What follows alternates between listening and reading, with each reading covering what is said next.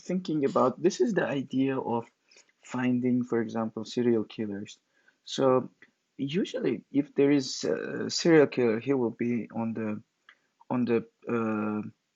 like the on some highway. They leave their tracks, and they kill. So to find the person who was in that area at that time, they use triangulation. For example, they check where whether this person existed here on that time.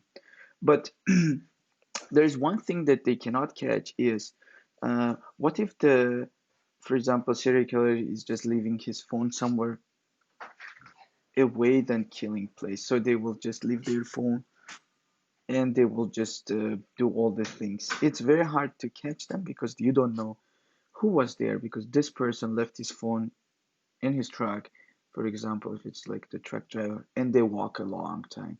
They walk like 10, 15, 20 minutes, and then they finished up to like 30 minutes, and they come back to their truck and they continue driving. You cannot catch them. This triangulation you wouldn't know using this triangulation.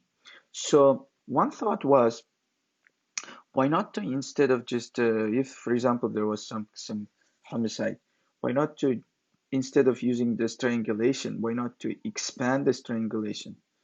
And this will increase the people in the area. It's hard to catch them, but if you go and map all of this homicides and you just make a huge triangulation like outside of the area, and you can then compare the matching phone IDs. So if there is one phone ID that's like overlapping on this areas, that would be the person of interest. If he is not in the triangulation that we see, then if we expand it, it's very hard to find that person. But the algorithm can do that.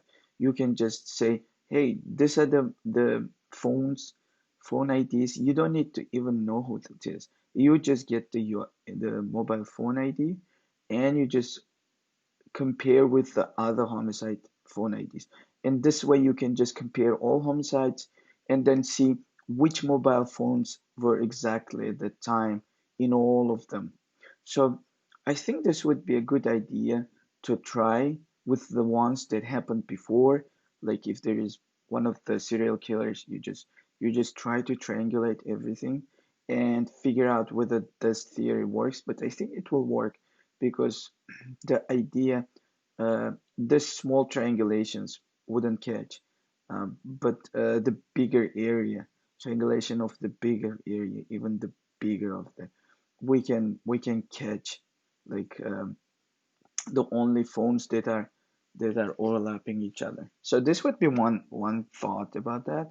So another thing would be if uh, checking the data of the person, like if the homicide person who died has some followers or some friends on like social media or something, you can map this uh, the iPhones that visited on all social media, and then or the emails, whatever they have, they get this phone IDs, and then they just try get a bigger area to see whether this particular phone was all around somewhere. So I think this would be another way to do. But for the serial killers, it's very hard to catch them because they leave their phone somewhere and they just do continuously do some uh, their things, and you cannot catch them because the phone would be somewhere else and you don't know them. So I think this would be a good way to test it. I think it might help. Thank you.